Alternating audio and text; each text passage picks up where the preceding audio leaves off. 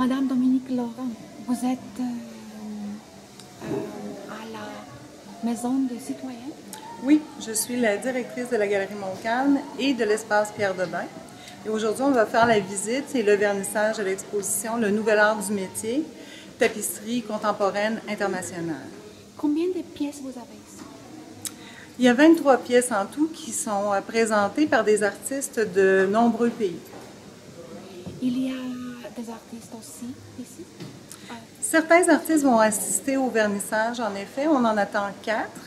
Il y a 2 artistes qui participent déjà à une exposition dans la région, Suzanne Maffé, Christine Altona, qui fait partie du collectif des artistes qui travaillent à Moonrain sur le sentier. Et Thomas Yowen. Thomas Yowen, bien entendu, qui est la directrice du centre et qui participe à l'exposition internationale qu'on voit ici. Et aussi probablement Lorna Ramlochlan Singh, qui devrait venir s'ajouter aux autres en soirée. Pourriez-vous me donner un tour? Me promener ici? Oui, alors comme vous voyez à l'entrée déjà, on a une pièce magnifique qui est beaucoup plus classique peut-être dans le style asiatique, mais vraiment son intérêt de cette pièce, c'est le travail des textures et du contraste dans les laines qui sont utilisées ici pour faire le feuillage des arbres, les troncs, en contraste à la souplesse et tout le reflet de l'eau, des montagnes qu'on y trouve. Alors c'est la pièce de Joyce Tien. On continue ici, baisse tes sandales, avec l'œuvre de Suzanne Hart Hennegar, L'arrivée du Saint-Esprit, qui est beaucoup plus classique au niveau du tissage, mais qui est très contemporaine par l'effet photographique de la luminosité dans le cadre. Ici, on a une œuvre qui est vraiment magnifique ici, si vous me permettez, je passe devant, de Malgorzata Buzek, une artiste de Pologne, qui a travaillé la tapisserie, mais en installation. Alors, vous voyez qu'il y a vraiment 3 panneaux distincts qui forment l'ensemble ici. Et c'est inspiré de découpures de journaux déchirés. Donc, on représente par la fibre l'effet de l'écriture cursive, écrite à la main. On a aussi un fantôme d'image, si on veut, pour venir situer ce qu'on voit souvent dans les découpures de journaux. Donc, c'est vraiment une œuvre magnifique qui s'appelle 3 fragments. Cette exposition va rester ici combien de temps? L'exposition commence aujourd'hui, nous sommes le 29 août.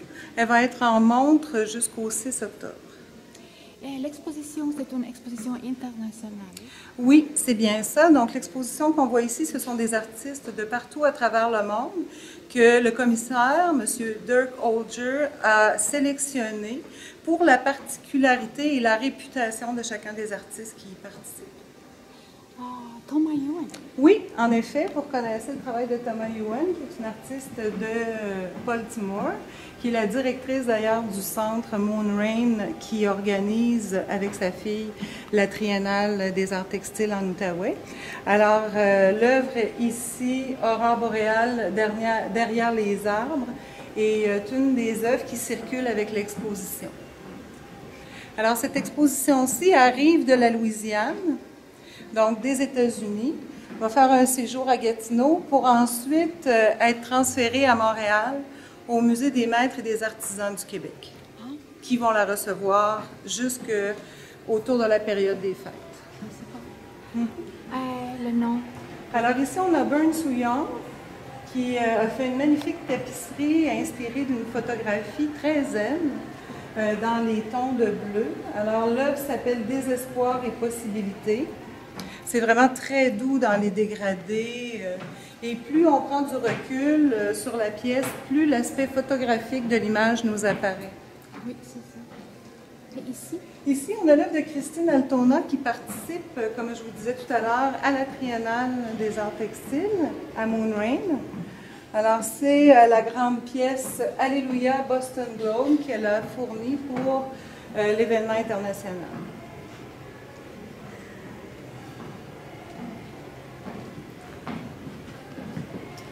Ici, nous avons l'œuvre de Thomas Cronenberg, qui devait être avec nous ce soir, mais malheureusement a dû décliner parce qu'il était très occupé. C'est une magnifique tapisserie qui fait vraiment bien comprendre comment les artistes travaillent à partir d'un carton, donc qu'on place derrière la trame, pour pouvoir imaginer où les couleurs vont aller par la suite. Donc, ici, on voit encore très bien dans l'esquisse qui est représentée de quelle manière Thomas travaille. Alors, on sent vraiment le trait de crayon qui paraît même à travers son traitement de la laine et le traitement de couleur à l'aquarelle qui a dû être fait sur le dessin original par les taches ici qui représentent l'eau qui est vraiment très, très subtile et quelques petites taches de couleur ici qui sont inscrites, comme si on avait échappé une goutte d'aquarelle en faisant le traitement du jaune, par exemple, et en faisant le traitement du vert des fleurs. Alors, le traitement de Thomas est vraiment très, très contemporain au niveau de l'image parce qu'il nous ramène le dessin d'un croquis plutôt que d'une œuvre finie et il le réalise en laine. Êtes-vous une artiste aussi? Oui, Ah oui? je suis une artiste Parce aussi. que vous parlez comme une artiste. Alors ici, on a vraiment une pièce extraordinaire au niveau de la dimension et de la composition. C'est la pièce de William Kentridge. Ça s'appelle Porteur avec bicyclette, Espagne et Portugal. Alors, on voit la carte de l'Espagne et du Portugal qui est derrière. Et on a ces silhouettes-là de gens qui, au départ, on peut penser que c'est des militaires à cause du traitement de couleurs et aussi les casques et cette partie ici qui peut avoir l'air d'un obus. Mais avec le titre, on comprend que c'est des gens dont la profession est de prendre des bagages et de les traverser d'une frontière à l'autre à bicyclette. Alors, c'est ce qu'on voit ici. Encore une fois, très contemporain dans le sujet qui est traité, parce que c'est un sujet qui parle vraiment du quotidien et de choses que ces gens-là vivent. Donc, c'est pas nécessairement esthétique, mais ça parle de la société. Oui. Et ici? Ici, c'est l'œuvre très, très colorée de Lorna Ramlansingh. Et Lorna est d'origine indienne et faisait partie des Chinitas, donc des Indiens qui habitaient Trinidad et Tobago.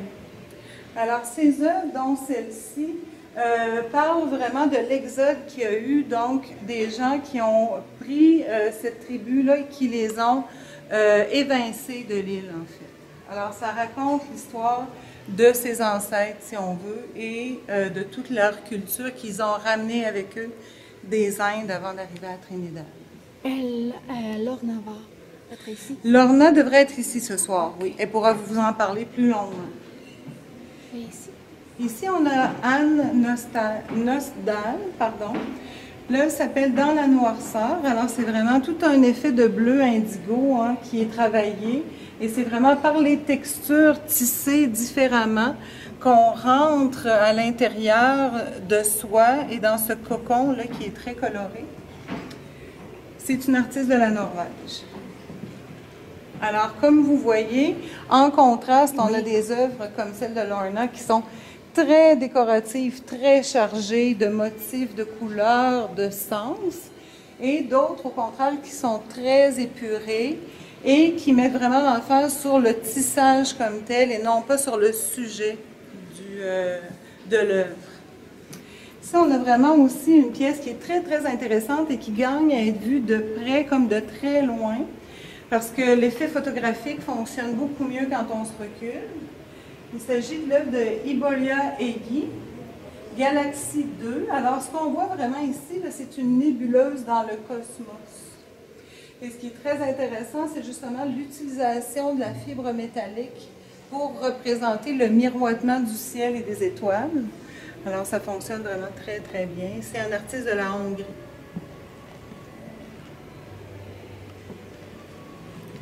Ça, c'est un grand tapisserie. Celle-ci, c'est vraiment énorme là, au niveau de la longueur. C'est une très, très grande pièce, effectivement.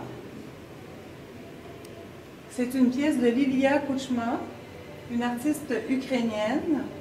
Sa source d'inspiration est la Bible. On parle ici de titre, c'est le passage dans Luc, passage 1, verset 13. Mais somme toute, ce qui en ressort, c'est vraiment une œuvre qui est très abstraite. Alors, ce serait intéressant de voir, si on avait la chance d'avoir l'artiste avec nous, de comprendre l'intégration, si on veut, de cette écriture biblique sur l'aspect ou sur le sujet traité de la tapisserie.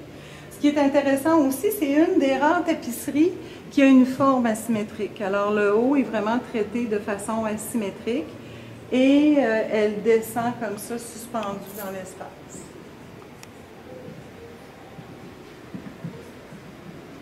Ici, c'est beaucoup plus sobre. On a l'œuvre de Susan Everson des États-Unis. Ça s'appelle « Rêve secret inutile ». Alors, on voit là, la silhouette de deux personnes qui sont côte à côte. Et ces moments de couleur-là qui sont un peu comme ces rêves qui s'échappent de l'intérieur de la personne. Très intéressant. Ici, on a la chance d'avoir une œuvre de Jean Lursa, le maître tapissier d'Aubusson. Cette œuvre s'appelle Lunaris. Elle est très précurseur au niveau de la thématique symbolique et au niveau un peu, je dirais, de l'intégration du côté spirituel. On peut sentir aussi l'influence autochtone de certains pays à travers cette espèce de tournesol, soleil, planète qui vient se situer justement avec la lune en haut et le soleil. Ça s'appelle Lunaris. Et il y a aussi l'eau, donc il y a tous les éléments, l'air, la terre, l'eau et le feu qui sont représentés en symbole dans cette tapisserie. Ce qui est vraiment intéressant aussi, c'est de voir la finesse de la laine et du tissage dans le travail de Jean Lursa.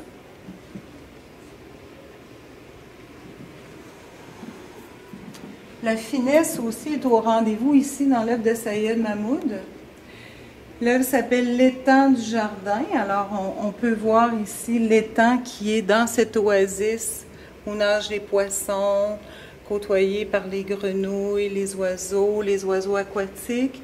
Alors, cet artiste est un artiste d'Égypte et on sent très bien l'influence de son pays par la luxuriante végétation qui fait partie de la composition et la richesse des coloris aussi.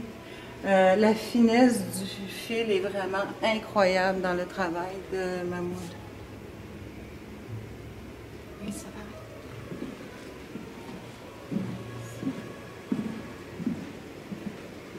va. Alors ici, on a l'œuvre de John Eric Rhys des États-Unis. Cette œuvre-là est aussi réalisée en fil métallique. Ici, on a traité un gros plan de fleurs avec une chenille qui s'y aventure. Alors, l'effet métallique est vraiment très, très intéressant au niveau de l'iridescence des couleurs et de la finesse aussi des dégradés quand on regarde les nuances de couleurs pour passer du foncé là, dans les rouges bruns, les rosés jusqu'au très clair, et c'est partout pareil. Donc ça, c'est tout un défi au niveau de la tapisserie, de travailler ces dégradés. Et l'artiste, en plus, a vraiment travaillé le relief avec ses ajouts de perles pour sortir le relief de cette œuvre qui est, somme toute, très, très lisse à cause du choix des matériaux qui a été utilisé à la base. Parce que le fil métallique, comme vous l'avez remarqué pour la nébuleuse aussi, la galaxie, c'est un fil qui est très, très fin. Donc, ça donne vraiment une tapisserie au regard qui est très, très lisse, comparée à certaines en laine plus marquées. Ici, on a un très bel exemple aussi de tapisserie Aubusson. C'est le commissaire de l'exposition qui l'a réalisé, M. Dirk Holger. M. Holger était le dernier assistant de Jean Lursa dans ses ateliers, avant que Jean Lursa nous quitte. Alors, il a hérité du savoir du grand maître, si on peut dire. Et ce qui est intéressant dans cette tapisserie, c'est de voir de quelle manière le dégradé de couleur a été traité par rapport à tous ceux qu'on a vus jusqu'à maintenant. Ici, on voit vraiment le travail de fléché Donc, c'est les pointes de couleur qui fait que les nuances s'imbriquent les unes dans les autres et en reculant nous donne cet effet de lumière qu'on peut retrouver dans le sujet.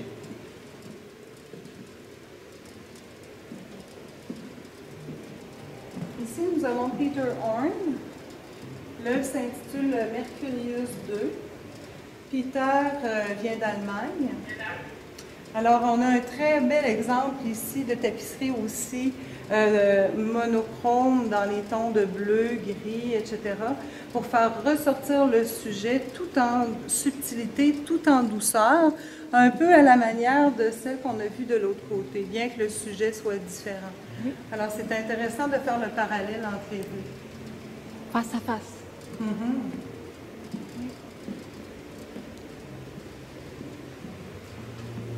Ici, on a l'œuvre que nous avions choisie pour le carton d'invitation de l'exposition, l'œuvre de Barbara Eller. Barbara est une artiste canadienne qui s'est beaucoup investie dans la reconnaissance de la tapisserie comme forme d'art contemporaine. Et donc, c'est une pièce magnifique qu'elle nous propose ici qui s'appelle Nature morte avec l'oiseau. Donc, on a comme une aile de corbeau, là, ici, un reste d'aile de corbeau, je devrais dire, avec les os qui sont attachés. Et on sent un peu l'apocalypse, hein, avec le soleil couchant, les structures de ville qui sont en train de se dégrader. Et ce qui est intéressant aussi, c'est de voir, encore une fois, l'intégration d'objets à la tapisserie. Dans ce cas ici, c'est des os d'un oiseau, effectivement, et d'un autre mammifère ici, qui font partie intégrante de la composition finale. Elle n'est pas ici. Non, Barbara n'est pas avec nous. Ici, on a le travail de Suzanne Maffei. Alors, Suzanne, je crois, a également une exposition au Shankman pour la Triennale. Cette œuvre ici s'appelle « Vue de chez Madame Tout et Tout ».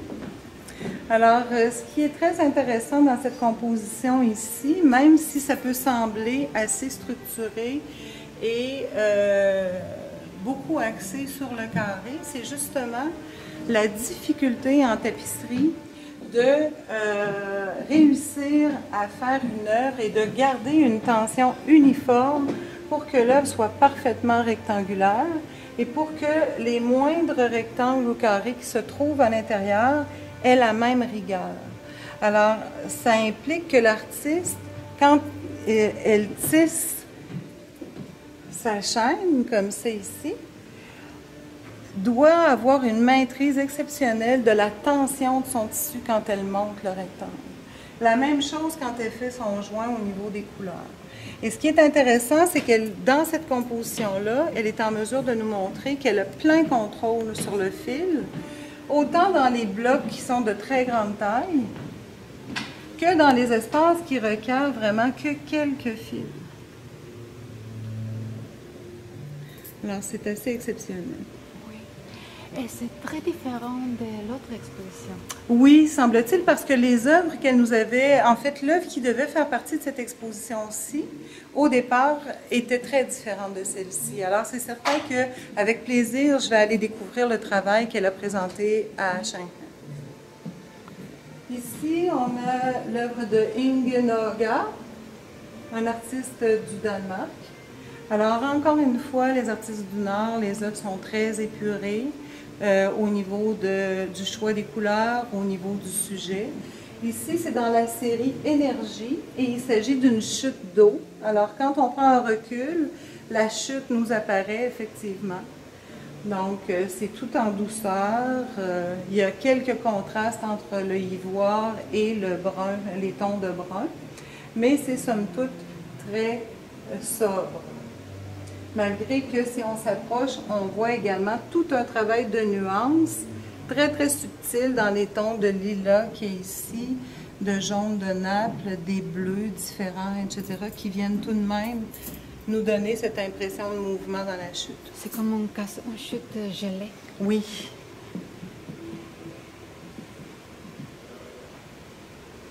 Et ça, c'est la dernière? Oui. Dans le fait, il en reste une au fond sur la colonne. Alors ici, on a l'œuvre de Miyuki Tatsumi, qui est une artiste japonaise. Alors, dans la tradition des artistes japonais, c'est encore aussi un travail qui est très épuré. L'œuvre s'appelle Sans avis, et donc c'est tout en nuances de gris et de bleu. Encore une fois, on a le défi de travailler l'aspect rectangulaire de l'œuvre, mais en trichant un peu, en ajoutant des formes qui commencent quand même très subtilement de large à étroit en montant dans la composition. Et la dernière et non la moindre, c'est celle qu'on a sur la colonne ici au fond.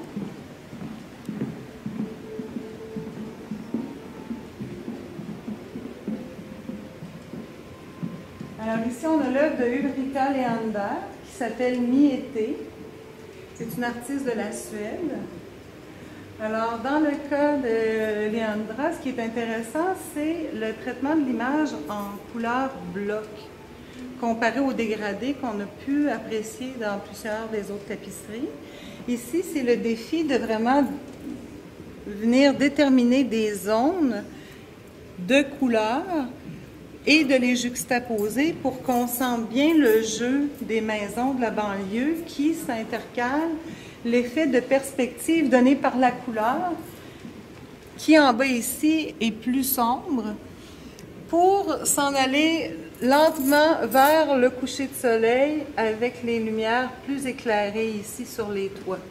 Ce qui est intéressant aussi, c'est cette interprétation de l'arbre-fleur que l'artiste a fait pour ajouter une touche de couleur, une touche de légèreté aussi dans les maisons qui sont quand même assez sombres, donc un contraste ici qui est intéressant.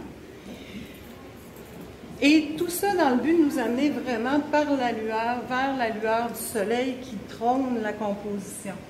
Alors, ce qui est intéressant aussi dans cette œuvre, c'est la manière dont on l'a installée, de façon à ce que les gens puissent voir derrière qu'est-ce que ça représente au niveau du travail d'assemblage et de tissage pour le changement des couleurs.